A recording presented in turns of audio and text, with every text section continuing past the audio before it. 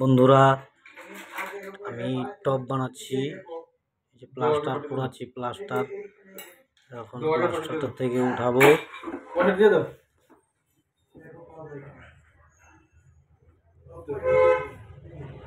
এই তো প্লাস্টার থেকে উঠিয়ে এই যে দেখো এখন ঝাল বইটাকে হিট দিয়ে এই তো পোড়াচ্ছি। আবার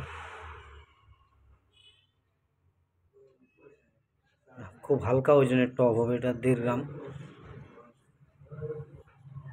হলমার্কের। এই যে ঝালছি,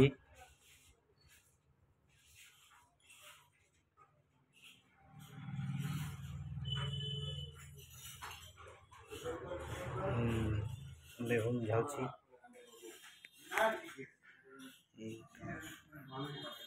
পাইন বসিয়ে সবগুলিতে পাইন বসিয়ে এবার ঝালবো। তোমরা সাবস্ক্রাইব করো, লাইক আর কমেন্ট করবা, কেমন হয়েছে জানাবা।